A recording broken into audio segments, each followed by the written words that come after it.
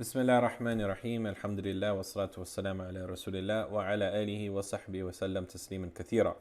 So alhamdulillah, this is it. We made it. We made it to the midterm mark of our course. We've learned quite a bit. And even though this is the midterm mark of our course, we've covered about 50% of our class. We've covered approximately 70 to 80% of the conceptual material that is necessary for us to begin our readings. So we've completed 50% of the class, but now the rest of the class, majority of the rest of the class will be practical application of what we learned in the form of reading. And so this is very important, inshallah, for us to understand that I know it's been very heavy conceptually with the material that we've covered as far as grammar and morphology, sarf and nahu, etc. And it's sometimes been challenging. But now we're going to get into the practical elements of our studies, inshallah, and see how these rules and concepts have, how they apply to the reading, inshallah. So that's going to be the emphasis of the second half of our course.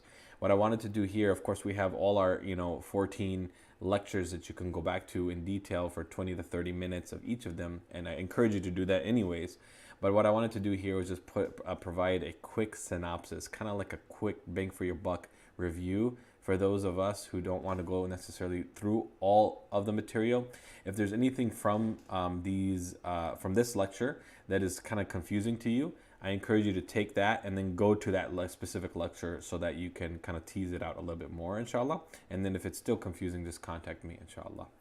So what we'll cover again is the beginning, just like we did, parts of speech, the four qualities of the ism, compounds, both adjectival and possessive compounds, prepositional phrases, pronouns, detached and attached, the grammatical state of pronouns, nominal verbal sentences, past and present tense verbs, awamil, which are words that basically affect other words, the grammatical state of other words. So for example, inna and its sisters, and sentence converters like kana, ism al-usul, ism al-ishara, and qad, and the negation of verbs, which were the last two things that we studied. So again, this is going to be a synopsis. So if you want a more detailed discussion, go to each of these lectures, inshallah, wherever if it's kind of confusing. If you recall, in the English language, there are 8 parts of speech. You have the noun, pronoun, adjective, adverb, verb, preposition, conjunction, and particle. And the noun is basically a person, place, or thing. A pronoun is he, she, they. They basically replace the noun. So you don't need to replace that noun over and over again. You can say he or she or they. An adjective is a description of a noun. An adverb, however, is a descriptive word of an adjective, an adverb, or a verb. So here are some examples. You have very fast car. The car came quickly. The car came very quickly. So the adverb is describing quickly. The adverb here is quickly is describing the word came, and the very fast car is a description of an adjective. This is a description of a verb, and this is a description of an adjective, right? Or came very quickly is a description of an adverb. So an adverb describes everything else except for a noun, basically. Verb is obviously an action based on time, past, present, or future. Preposition is something that brings out the attributes of a noun, like a direction, a time, a place. So prepositions are like from, to, on, below, right? Towards. Those are all preposition. A conjunction is a word that connects words together, like and. He went to the store and bought candy bar. He likes you. He is going to go there, or he's going to go there. So these are conjunctions, all right? Bring two phrases, words, or sentences together. And then you have lastly articles, which is a, and the, right? A book, an exercise material or exercise, and the book, So in the Arabic language, as you remember, there's only 3 parts of speech. So the ism basically encompasses all of these 4, right? The fi'il is this, and the harf encompasses all these things. But if you forget all of that, the most important thing is to recognize that the Arabic language have ism, fi'il, and harf, okay? The plural of ism is asma. The plural of fi'il is af'al. And the plural of harf is huruf. So what are the signs that indicate an ism? Because remember, the beginning discussion is about the ism. So what are the signs that indicate a word is an ism? If it has tanween, or if it begins with an alif lam, or if it has ta marbuta, or if it is in the state of jar, and one of the signs of the state of jar is a kasra at the end. Remember, there are other signs like muslimaini and muslimina. Those are other signs of jar. So you recognize the ism, and it's going to help you, identify. Basically, it's going to help you identify that as opposed to harf. Okay. So then we talked about the ism in detail. Every single ism, without doubt, will have these four qualities. It'll have ma'rifa, which is definiteness. Jins is just gender, plurality, and grammatical state. So definiteness, right? Gender, plurality, grammatical state. Remember that? And so we went into each of these things in detail. So this is like a nice little chart for you to remember, or a slide to pull out, because this is basically a snapshot of everything we've talked about regarding the ism. So we have ma'rifa. Well, ma'rifa is either definite or indefinite. How do you know if it's definite or indefinite? Well, definite has alif lam. Indefinite typically has tanween. Basically, that's the difference between the two. Okay, gender is either masculine, mudhakkar, or feminine, mu'annath. Right? So masculine or feminine. How do you know which one is which? Well, if it doesn't have the signs of femininity, and the most common sign of femininity is ta marbuta for singular words, or you're going to learn plurality later. There are some plural signs for plural feminine, right? So that's what it is. And then adad. Adad is plurality. So it's either single, mafrad, dual, muthanna, or plural, jam'an. And plurals are broken up into sound plurals and broken plurals. Sound and broken. And sound can be broken up into sound masculine plurals and sound feminine plurals. Okay? So this is like a snapshot of all of the isms. And then i'rab, the ism, the grammatical state of isms are three possibilities: rafa', nasb, and jar. So again, definiteness, alif, lam. And then these are the special definites that are there. The ones that I want to highlight here as part of our review, because you've studied these now.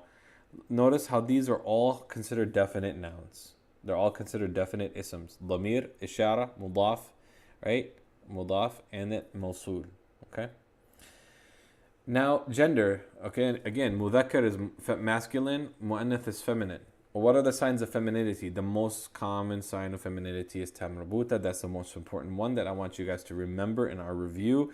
And then remember that there are certain words just by the Arabs have just decided, even though they don't have the signs of femininity, they're feminine, right? Like nafsun, aynun, udhunun, yadun, rijun, narun, jahannamun. There's certain words that they don't have the signs of femininity, but they're feminine because the Arabs decided so. And these are some examples here. Then you have plurality. You have single, dual, and plural. Okay, so single. And then, of course, the plural, you have sound plurals and broken plurals. Sound, broken. Masculine sound, feminine sound, right? Masculine sound, feminine sound, okay? So you have a singular word like kitabun, right? These are the ones that we've learned. And then it becomes dual by adding the ani at the end, when it's raf'un, right? Muslimani, mu'minatani, right? Because this is a feminine one. Feminine word becomes mu'minatani. Salihatun, salihatani, okay? So that is the raf'un form of dual, muthanna, which is dual. Single, dual, and then now we have plural.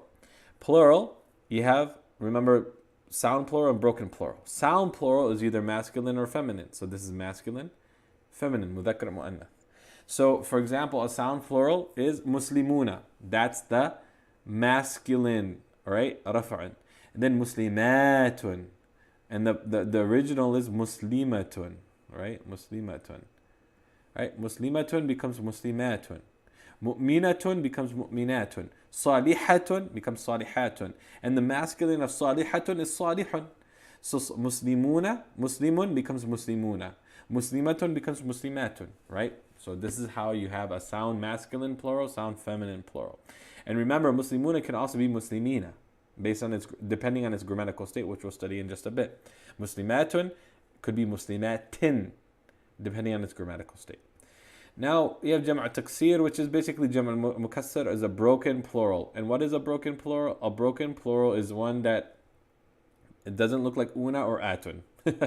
So basically, if you have Rasulun, which is the plural, the singular of messenger, what happens is one of the original letters either is added to it or removed from it. So in this case, removal of one of the original letters to become the plural, like Rusulun, the waw is missing. It's broken up now. The family is broken up. Kitabun becomes kutubun. So the alif is gone and now it's kutubun. So it's a broken plural. Or you can add to it. So baytun is singular for house, becomes buyutun, plural houses. Right? Qalamun, which means pen, becomes aqlamun, which pens. Yawmun becomes ayyamun. So there's a couple of letters that are added here. It means days. Tariqun, again, removal. Tariqun, which means street or path, becomes turuq. Turuqun. Okay? So if one of the original letters is removed, or if you add to the original letters, it's called a broken plural. And most importantly, it's a plural that you basically just have to memorize with its singular, okay? And it doesn't have una, ina, atun, atin, okay? Then we have grammatical state, the fourth quality of the ism. Grammatical state. There are four fundamental questions we need to ask for every single word in the Arabic language, okay? Not just isms. Ism, harf, fi'l.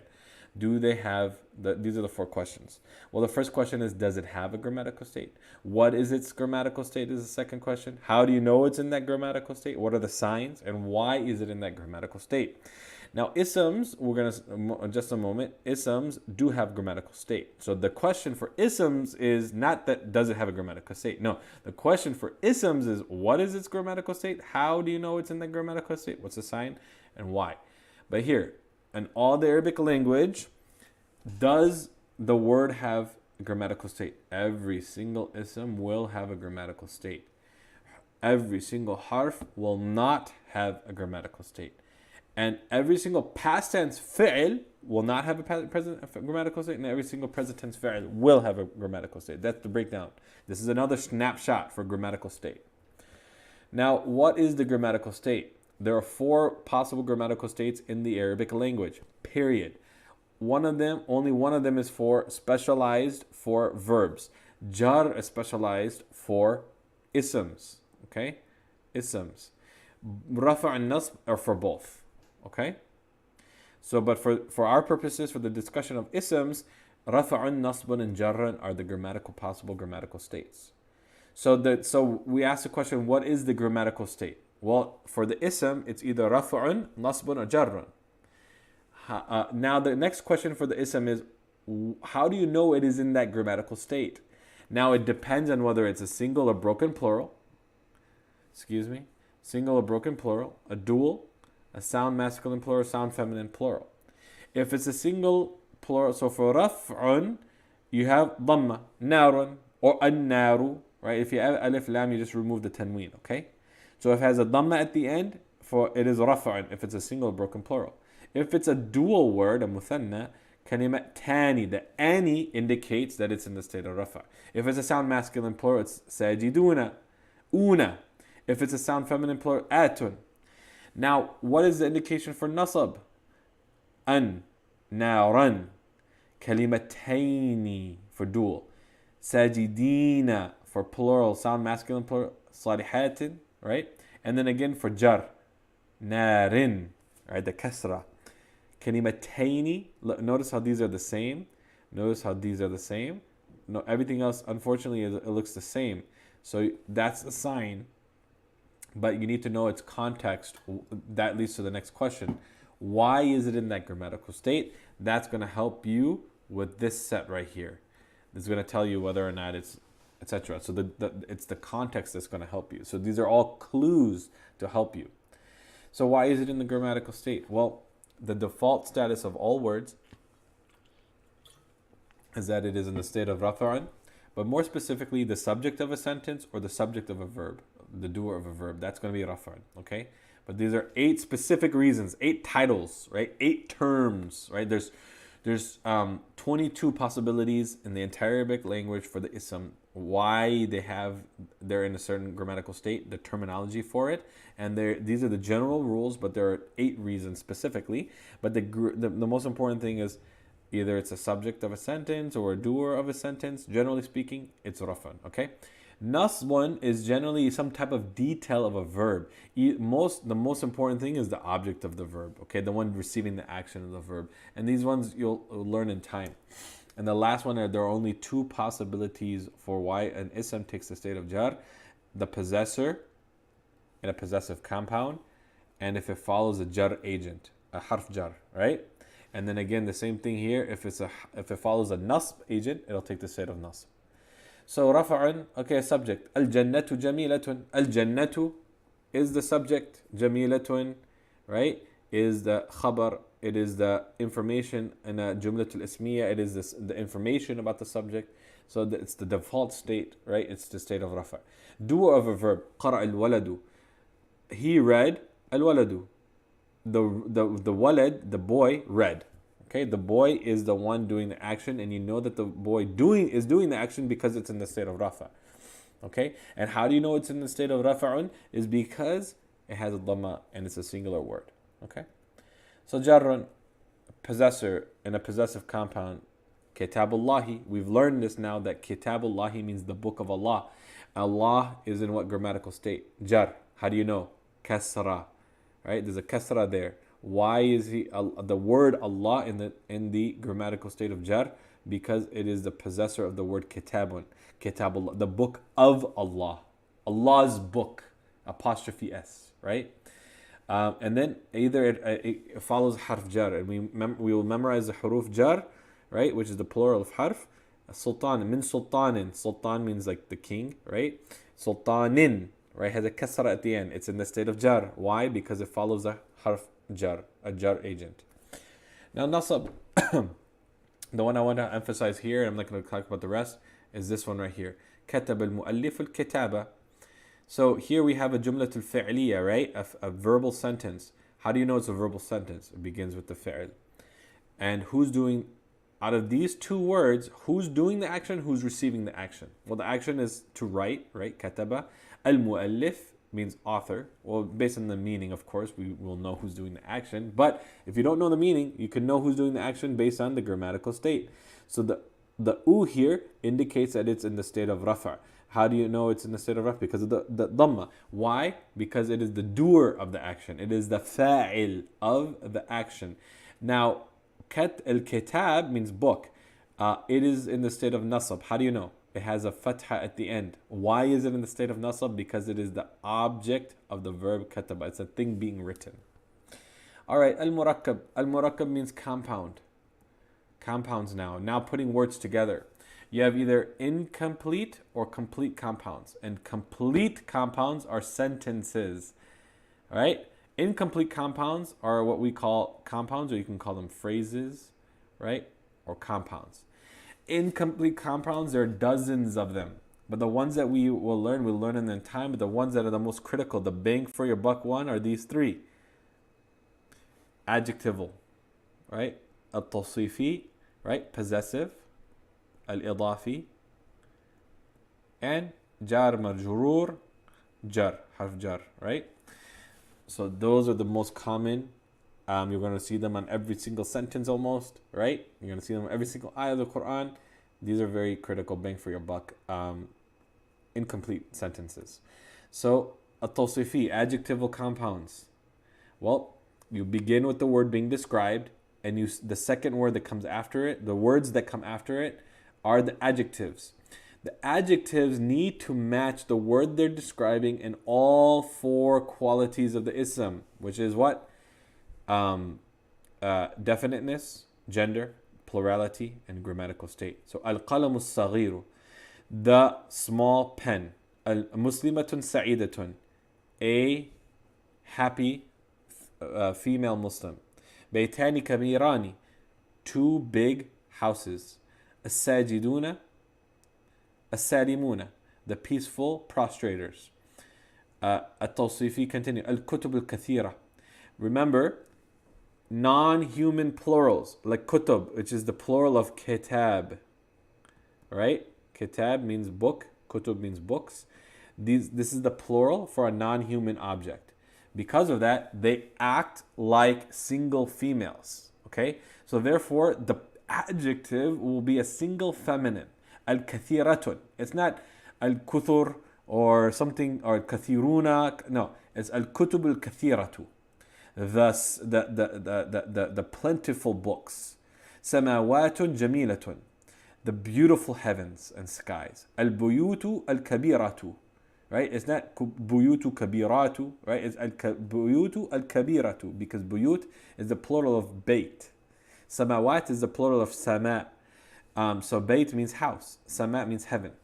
So al-buyutu al-kathiratu, kabiratu, the big houses. Al-qulub al-salima, the peaceful or the tranquil souls or the tranquil hearts. Okay? So all of these are non-human plurals, and all of these are single feminine adjectives. Al-idafa, possessive compounds, possessive phrases, okay? Possessive phrases. The possessive phrase begins with the thing being possessed and ends with the possessor. In English, you can have Allah's book, right? Apostrophe S, all right? That's perfectly acceptable, all right? But I like to say the book of Allah, just because it matches the thing being possessed comes first, and then the possessor comes next. Now, this is the word is being possessed, okay? You can say kitabul walad, because some people are like, how can Allah be possessed? Like, Rabbul Alameen. Like the Alameen, do they possess the Lord? Like, do they own the Lord? No. The word, we're talking about the word, not the person, right? So it could be kitab al-walad, kitab, So let's not get that confused when it comes to Allah in particular, right? So kitab Allahi. So the word here is kitab, which means book, of Allah, right? So the terminology here is mudaf, which is the possessed item, possessed, the thing being owned, right? The word, we're talking about the word here. And the mudafun ilayh is the possessor, the one who owns, okay? Ones who own the object, okay? So there are a few rules, remember. For the possessed item, the first word, is that there's no tanween. See, there's no tanween here. It's kitabu. It's not kitabun. And there's no alif lam before it. So it's not al-kitabullahi. So that's the second rule. You can't have alif lam and you can't have tanween. And the third rule is that for duals and sound masculine plurals, if it was like muslimuna, right? Abiduna Allah. It would be abidullah. You remove the noon. So abidullah. All right? The servants of Allah. Abidullah. Right? Abidullah. Instead of abidun Allah. Right? You remove the noon. Okay? So those are the rules for the mudaf. And for the mudaf and ilay, what's the one rule?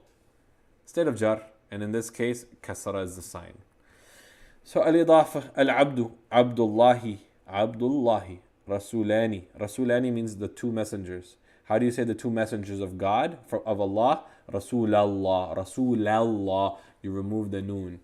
Abiduna, Allahi, abidullahi. Okay? Harf jar. So harf jar is the third special incomplete phrase or incomplete compound.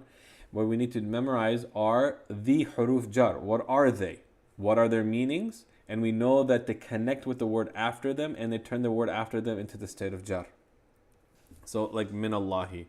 Min, right? Min Allah. Min Allah. He, right? Min Allah. He turns Allah into the word Allah into the state of jar. Okay, and that sign here is a kasra. So what are they? Min ila an ala fi ma'ata wa bilika hatta. Right? Min ila an ala fi ma'ata wa bilika. I rearranged them here so that you can they kind of rhyme. Min ila an ala fi ma'ata wa bilika. So min means from, ila means to, an means about. Sometimes it means from, and sometimes it means towards. It depends on the context. Ala means upon, physically upon. Fi means in, within. Ma'a means with, like ma'akum, like physically with you. Not be. Be here means with, like you're doing it with that thing, like you're using that thing to do the action. Ta, wa, and bi, all three of these words can be used for an oath. Okay? So you can say wallahi. When we say wallahi, right? I swear by Allah. You can say tallahi, and you can say billahi, right? You can say all of those things, no problem. B also has a second function, like I just said, is that you're like using something, like a tool of doing something with it. So like I'm reading with my eyes, bi'ayni, or bi'ayuni, or bi'aynani, or aynani, I guess, aynay, right? Aynay. And so you're basically using something to do an action. That's B, right? And when we say Bismillahi, with the name of Allah, we're saying we're doing some type of action with the name of Allah. Like Aqra al-Quran, Bismillah. I'm reading the Quran with the name of Allah. And then li means for, like a possession, like it belongs to. Alhamdu lillahi. All praise belongs to Allah. The praise is for Allah. And ka is like when you describe something and you want to make a comparison, like wajhuka, your face, right? Kal qamari, your face is like the moon, right? And so that's like you're comparing something to something else. Dhuruf are actually isms. Technically, they're isms, and these are called dhuruf of zaman, which means time. Zaman means time, and place, makan. So these are the dhuruf. The reason why we put them here in our studies is because they act very similar to prepositions and meaning. Their meanings are very similar. Like min means from, fawqa means above. So specifically, these are either positional prepositions, or they are time prepositions. So fawqa, tahta, qabla, ba'da, amama, khalfa, wara'a, bayna, hawla, inda. Memorize these, because you're going to see these in a lot of, like all the time in sentences. Fawqa means above, tahta means below, opposites. Qabla means before, like it came before, time-wise. Ba'da means afterwards, time-wise. Amama means in front of. Khalfa means behind. Wara'a also means behind. Bayna means between. Hawla means around. Inda means within, okay, or near. So these are very similar to huruf jar in meaning, and also in function, because the word after it will also take the state of jar. Okay. It takes the state of jar for a different reason. We don't need to go into the technicalities of it.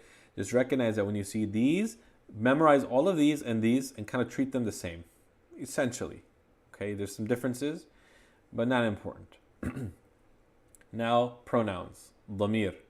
Dhamir is the singular, the plural is dhama'ir. This is the chart. Huwa huma hum, hiya huma hunna, anta antum antum, anti antum antuna, ana nahnu nahnu. Now we're into the memorization stage of our studies, remember. And then huwa is for he, third person masculine, third person feminine, second person masculine, second person feminine, first person. Third person means when you're having a conversation between two people, I'm the speaker, the first person, you are the second person. We're talking about someone outside of the conversation, that's third person. So he, she, they, right? Them, that's all third person. When I'm speaking to you, second person. You, second person. I, we, first person. So huwa, huma, hum, hiya, huma, hunna.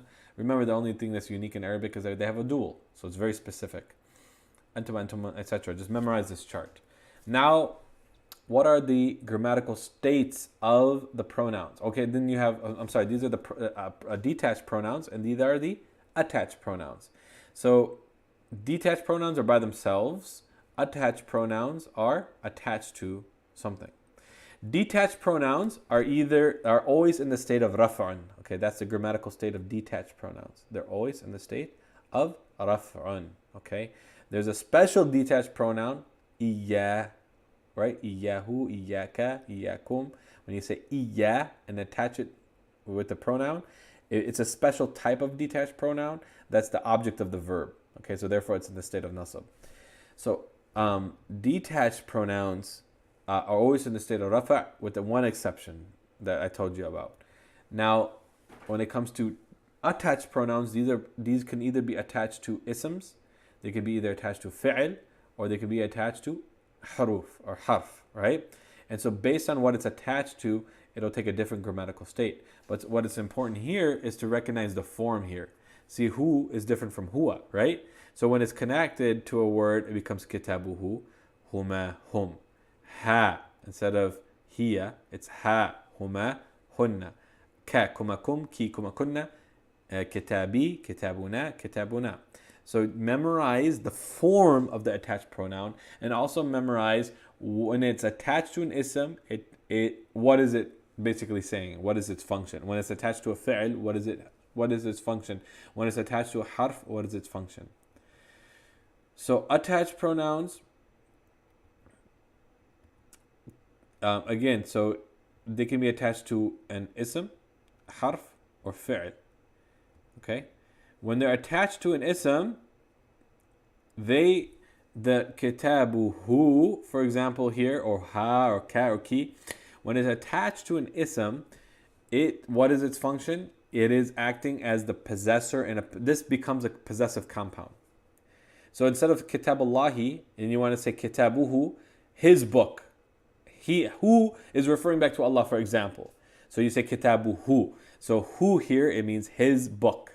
His book. Kitabuhum, their book. Okay? So this is a possessive compound. And remember, the word that comes second is the possessor. And the possessor takes what grammatical state? Jar. But what's special here is that even though it's in the state of jar, this is a special type of ism that doesn't change the way it looks based on its grammatical state. It always will look the same no matter what. Okay? That's called a mamni, like a false mamni. A word that doesn't show the signs of its grammatical state. Okay. So minhu is a harf, right? From. Minhu means from him. So again, we have a situation where hu, when it's attached to a harf, it'll take on the grammatical state that a normal ism would take when it follows that harf. So in this case, this is a harf jar. Therefore, the damir here, all right, the attached pronoun, is in the state of jar. But if it was a nasab agent, like inna, innahu, innakum, innahum, right? Then it takes the state of nasab because it follows a nasab agent. Because this follows a harf a jar agent, a harf jar, it takes the state of jar. Now, what happens when it follows a verb? Again, the way it looks is the same. Who, right? It looks the same, right? But it has a different function in a different grammatical state. Khalaqahu, what is this? What is it when it's attached to a verb? It is the object of the verb. Therefore, it is in the state of nasab, but it doesn't show it. It's hidden. The grammatical state is hidden, but you know it's in that grammatical state because it follows the verb, and it is the object of the verb, the one receiving the action of the verb. Khalaqahu, he created him, right? Khalaqathu, right? She created it, something masculine. Okay. So what I wanted to show you though is that when you see kitabihi, that's not because of the grammatical state. Okay, again, kitabuhu, right? Why is it kitabihi here? Well, because fi turned kitab into a state of jar, and therefore it took a kasra. Because the kasra came before the hu, anytime you have a ha, right, a ha with a dhamma on it, and the letter before it either has a kasra or the letter before it is a ya, it turns into he. Okay? So fi kitabihi, fi kitabihima. But notice here, ha stays the same because it has a fatha on it, not a dhamma. And then but fi kitabihima, instead of huma, it's hima. Because the kasra came before it. This is for pronunciation purposes, not for grammatical purposes. Same thing, if there's a ya before it, and the ha usually has a dhamma on it, it turns into a he.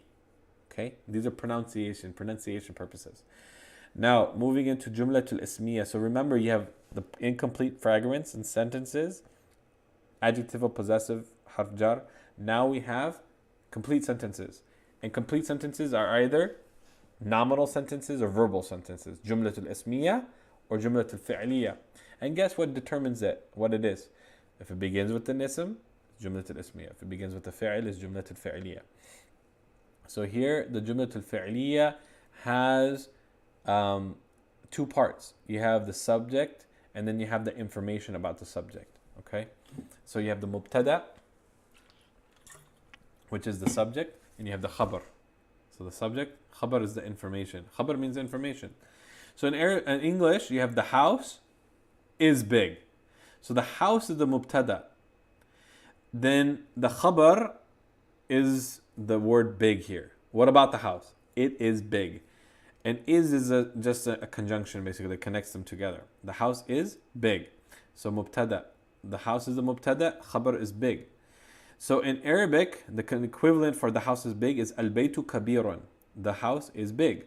So in this case, the mubtada, again, it comes first and the khabar comes second. But there is no word is. There is no word is. Is implied based on the form. And the way that you can tell where to put the is by knowing when the mubtada ends and the khabar begins, when you have more than one word or more than two words. Okay? Notice how both of them are in the state of raf'un, right? Both of them are in the state of raf'un. However, the khabar is generally indefinite, so it has a tanween. This is a double haraka, right? So generally the khabar, if it's just a two-word sentence, the khabar is in the state of indefiniteness and the mubtada is definite. However, the khabar will match the mubtada in plurality and gender. So this needs to match this in plurality and gender. So al-baytu is single and it's masculine. Therefore, kabir will be single and masculine. Okay? So now what happens when you have complexities, more than two words? Well, now you need to know where the mubtada ends and the khabar begins. And the way that you do that is understanding where the meaning and the function of the words are no longer connected together. When there's a disconnect, that's where the mubtada ends and the khabar begins. So for example, here we have a situation where the mubtada is a adjectival compound. So al-muallim means the teacher, al-dhakiyu, which means intelligent or smart, sa'idun. So where does the mubtada end and the khabar begin? Well, you see that al-dhakiyu matches al-muallimu in all four qualities. Therefore, it is an adjective of al-muallim.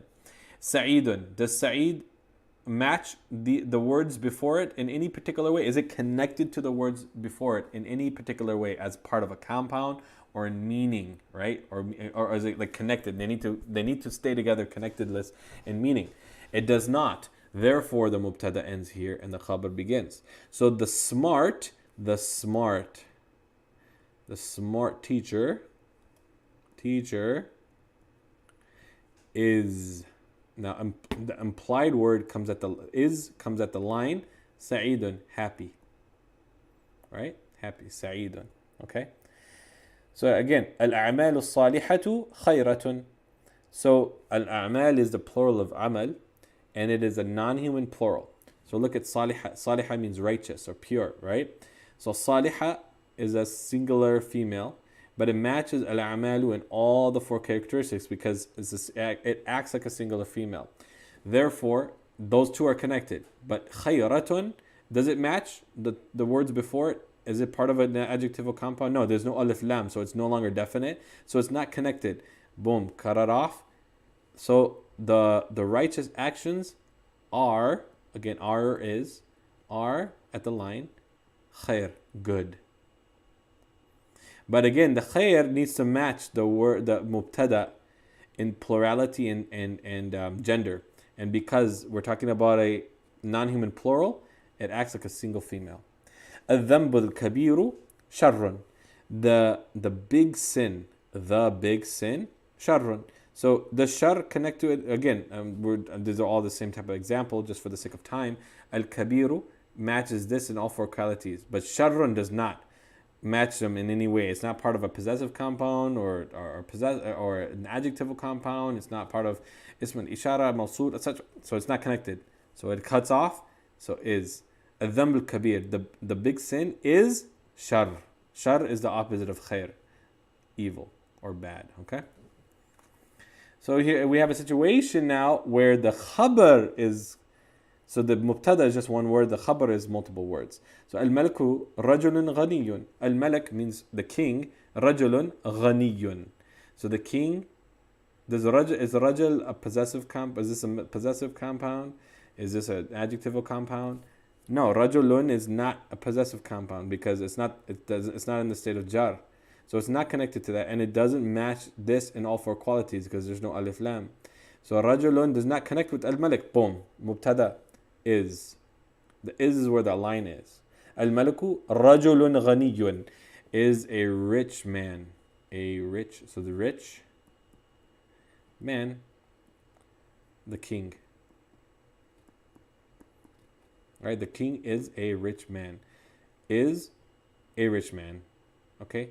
Rich man. And then a is implied by the tanween. Okay? Is a rich man because ghani is a sifa, is an adjective of rajulan. Al-ma'u sharbun tayyibun. Water, sharbun, is it connected to it? No. Boom. Cut it off. Is. The water is sharbun tayyibun. Is a pure drink. A pure drink. Sharb is drink. Tayyib means pure. An-naru adhabatun alimatun. An-naru adhabatun alimatun. So an-nar, fire, right? An-nar is a severe punishment, painful punishment. So adhabatun is not definite, so it's not connected as part of a sifa, for example. It's not a possessive compound because it's not jar, etc. So it's not connected. So the fire is a severe or painful, alima means painful, adhaba, punishment. And why is it adhabatun? Because the khabar needs to match the mubtada in singular and gender and plurality. So the gender of nar is actually feminine. Okay, that's one of the words that you need to memorize. So again, kitabullahi mubinun. I'm just going to do one example now from each of these examples. Kitabullahi. Well, now kitabullahi is a possessive compound. Is mubinun connected to these words in any way? No. Boom. The book of Allah is mubinun, clear. Okay? Same thing. Okay, we've done this before. Al-khabaru murakkabu bil-idafa. So the khabar now having idafa. So look at the difference between this kitabullahi mubinun and ashirku batilun nasi. Ashirk, right? Shirk, the action of polytheism, batilun nasi, is like a wrongdoing or a wrong action of mankind. Batil is, it's like, it's the opposite of truth, right? Ashirk batilun nasi. It is the opposite of truth, right? It is wrong. But it is a wrong committed by mankind. So ashirku batil. Is this adjectival compound? No, they're not connected as an adjective or possessive compound. So you connect. So the mubtada stops. You put is at the line. Batilun nasi happens to be a possessive compound. You know this by the no tanween and the kasra here is wrongdoing of mankind. So al-Islamu deenullahi. Islam, is deen connected to Islam as part of a compound? No, boom, is. Islam is the religion of Allah, deenullahi. Okay? Again, compound, possessive compound. All right, anwa' al-khabar. So now we have different types of khabar. We have ad-du'a, ad-du'a'u mukh al-ibadah. So the khabar, so the du'a ends here. Du'a is mukh al-ibadati. So this is a possessive. So the khabar is a possessive compound here. Al-majalisu bil-imana. So al-majalis means gatherings or sittings, not connected. Bil-imana. So now we have a jar compound, right? That's the khabar. The whole thing is the khabar. Al-muslimu huwa al-abidu as-sadiqu. Al-muslimu, the Muslim is. So when you have something, when you have the mubtada has an alif lam and the khabar has an alif lam, and you want to make sure that you don't get confused, that this is the mubtada and this khabar, you put a huwa in between. So al-muslimu, he is abid as-sadiq, a truthful servant. All right, a truthful servant. So this is a situation where the khabar is an adjectival compound. All right, these are complex sentences that we've covered before in that lesson. I'm not going to go through them here for the sake of time, but I want you to see that these are complexities. And I'm just going to do the first one. الطاعم الشاكر كالصائم الصابر. These are hadith of the Prophet ﷺ. الطاعم الشاكر, the food, or I'm sorry, the one who eats, who is thankful. الشاكر. So this is the adjective of compound. Boom, cut it off. Is كالصائم الصابر is like, ka is a harf jar, right? كالصائم الصابر is like the patient fasting person, right? So we have these complex sentences. Basically, you just go to this next word. Is it connected to this as part of a compound or a meaning that needs to be there for its meaning to be complete? Okay, yeah, it's a compound. This is an adjective of compound. Kasa'im. So as soon as you see the ka here, you cut it off. Okay, and then everything else is continue. Okay. الفعل الماضي. So now we have فعل الماضي. فعل فعل فعلوا فعلت فعلت فعلنا فعلت فعلتما فعلتم. Remember, these are connected to like هو فعل. If you need to do هو فعل and هما فعلا, you can do that. هم فعلوا. Do that if you need to make sure you know who's doing the action. But هو is embedded, it's hidden within the pattern itself. You know that هو is in the pattern. هي is in فعلت. When you see فعلت, you know she's the one doing the action. الفعل المضارع. So you go from فعل to يفعل. It could be فعل يفعل. It could be فعل يفعل or فعل يفعل. You just got to memorize it with the verb. So it depends on the verb. So like كتب يكتب. جعل يجعل. رحم or can be يجعل. I'm blinking for another one, but basically this middle letter, don't get confused. You just got to memorize the pattern of the middle letter based on the verb itself, but everything else is the same pattern. يفعل يفعلان يفعلون تفعل تفعلان يفعلن تفعل تفعلان تفعلون تفعلين تفعلان تفعلن أفعل نفعل. Right? Memorize the مضارع. Then you have جملة الفعلية. Remember, we talked about جملة الاسمية before. The second type of sentence is جملة الفعلية, which begins with a فعل. Then you have the doer, the فاعل, and then you have the مفعول به. Right?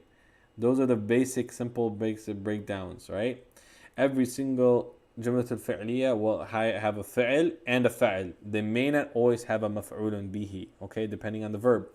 But here, the fa'il, you know it's the fa'il based on the dhamma, right? The grammatical state of rafa'.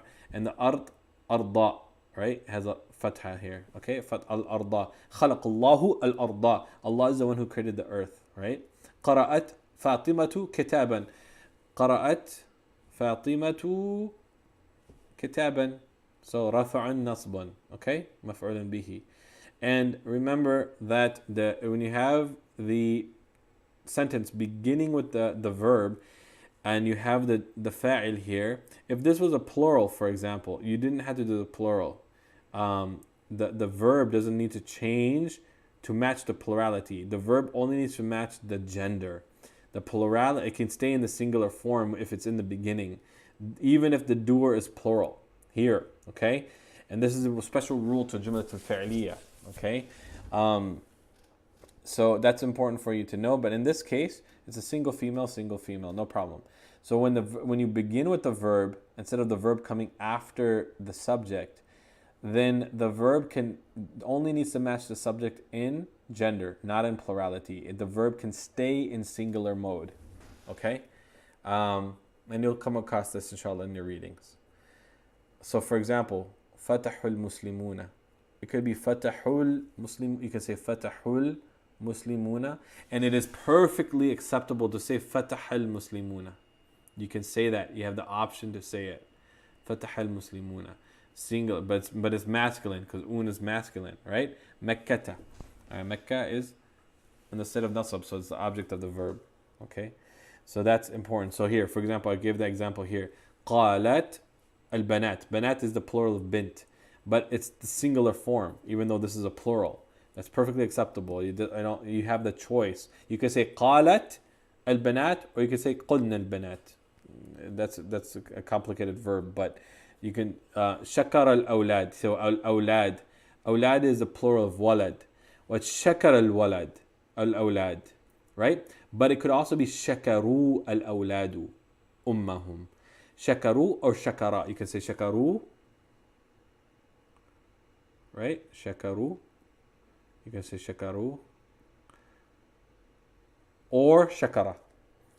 So when the verb comes first before the fa'il, you have the option. And in Jumlat al-Fi'liya, basically by definition has that. You can do shakara or shakarul awlad. It only needs to match in the gender. Awlad is male, that's boys. Ummahum, ummah, their mother. Hum, their mother. Okay, ummahum. Okay. And a jumlat al-fi'liya could just be one word. La'anat. La'anat means she cursed. Dhahaba, they left. Salahna, we did righteousness. Saharata, those two females did magic. Khalas. There doesn't need to be an object of the verb. It can just be one word which has the doer in it, in the pattern. Awamil. So now we have harf jar, which we talked about in detail. Awamil are words. They can be ism or special type. They're any type of word that can act on the word after it and turn the word after it into a special grammatical state. So it affects the grammatical state of the word that comes after it. So you have harf jar, like min, ila, an, ala, fi, ma'al. The word after it turns into the state of jar. So it's an actor. Awamil comes from amil. Amil means something that acts upon, right? It's an actor. So it causes some type of change to the word after it. Harf nasab and kana. Harf nasab we'll study right now. So harf nasab is inna wa akhwatuha. When you have a jumlat al-ismiya like al-Quranu mubinun, the Quran is clear. You add inna in front of it, and the word after the mubtada turns into nasab. Because inna al-Qur'ana mubinun, it becomes an emphasis. So it says absolutely, certainly, indeed, the Quran is clear. So it's an emphasis, okay? But it also turns the word after it, the mubtada, into the state of nasab. And in this case, it is with the fatha. And then here are the akhawat of inna. They have the same function. The word that comes after it takes the state of nasab, right? But they have different meanings. La'alla means hope. That is possible. Layta is hope, that is impossible. Ka'anna is a comparison. Lakinna means however, right? So you can refer back to the lecture if that's unclear to you. What's important here is knowing their meaning. La'alla layta is you're expressing a hope for what comes after to happen. But most important is that they are nasab agents. They turn the word after it into the state of nasab. Kana. Kana doesn't affect the word after it. It affects the second word. It affects the second word, the khabar. The khabar of kana, right? I like my arrows. I feel like I'm just making arrows for the fun of it. But you can say, al-zalimu fasiqun. The zalim, the oppressor, was a wrongdoer, fasiq, right? Kana al-zalimu fasiq now turns it into the past tense.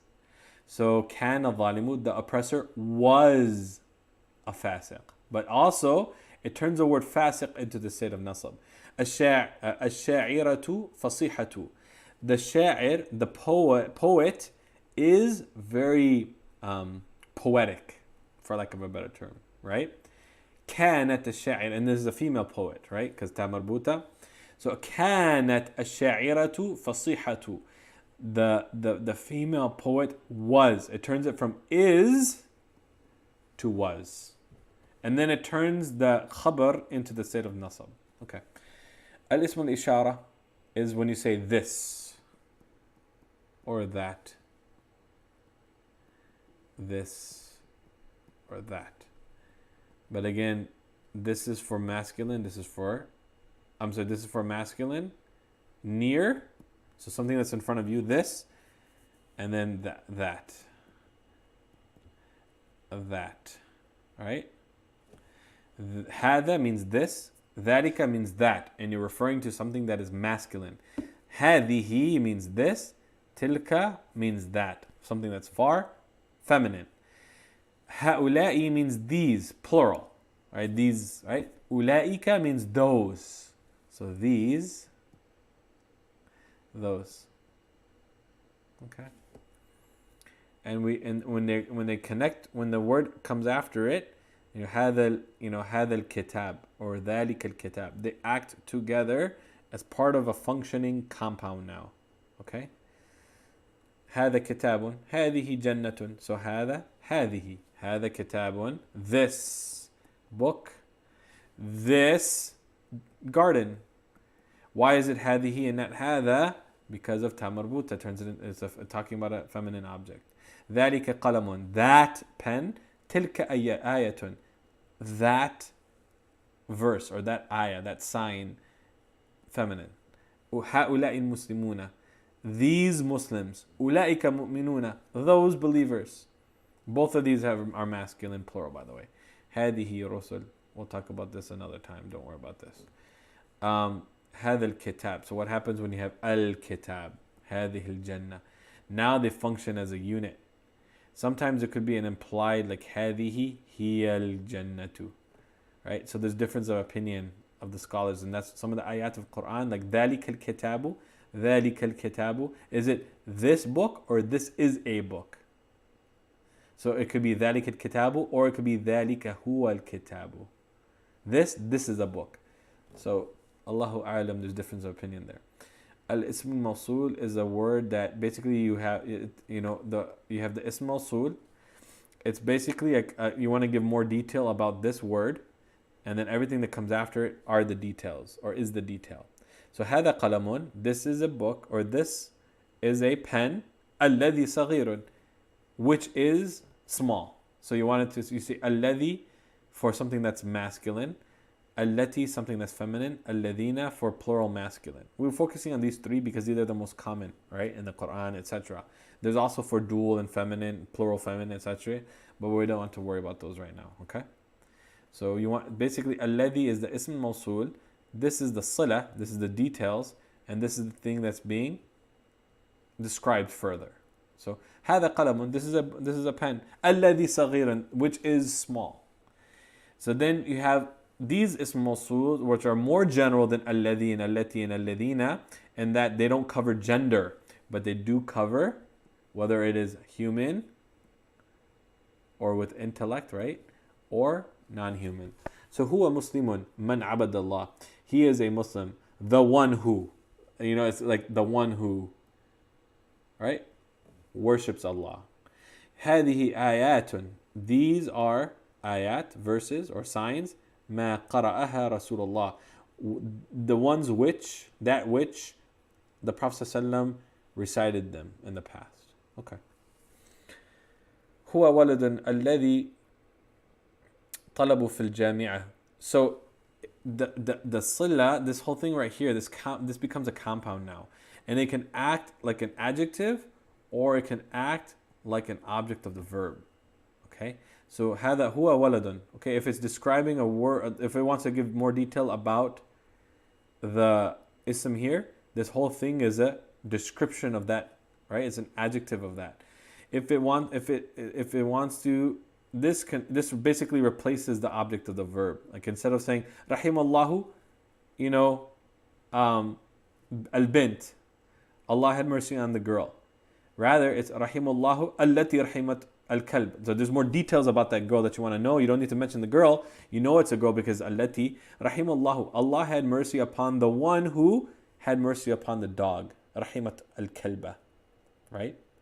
So it's an object of the verb. Now qad, which we talked about in the last lesson. Remember, qad gives emphasis. So qad aflaha min zakaha, you add it in front of a past tense verb and it gives emphasis. Absolutely. Qad qamat salah. It's certainly the salah began, right? It's in the past tense. Negation of a verb. Ma kataba. So you negate it either based on the past, present, or future. So present, simple. You add la before it. Lan for the future. Past, you do ma kana, or lam. Ma kataba means he did not write. Ma kana kataba means he had not written, but it's possible he wrote later. Lam yaktub, this is a special one because it uses a present tense verb, but it has a past tense meaning. Lam yaktub, he was not writing, so he was not continuously. Ma kataba means he did not write in a single moment of time. Lam yaktub means he was not writing for a continuous moment of time. And then lam turns this into a sukoon. And it basically is a jazm agent. It's an agent that turns the present tense verb into the state of jazm, which, remember, jazm is a grammatical state unique to the present tense verb.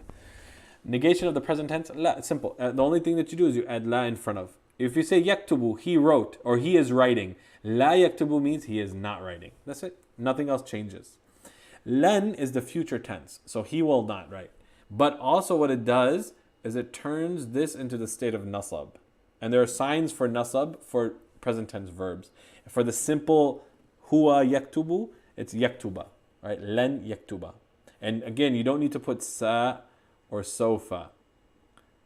You don't need to do that for future tense. For the negation, the lan indicates future.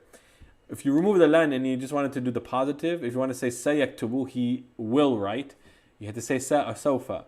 But lan just replaces those, and it automatically indicates the future. So alhamdulillah, that was our discussion. That was a review for the midterm. If any of this was confusing, any of this needs more details for you, go to the specific lesson and hear it in more detail and hear it again. And then inshallah in our readings, we will see these in application. May Allah Ta'ala facilitate it for you, bless you. Wa sallallahu ala nabiyyina Muhammad wa barik wa sallam.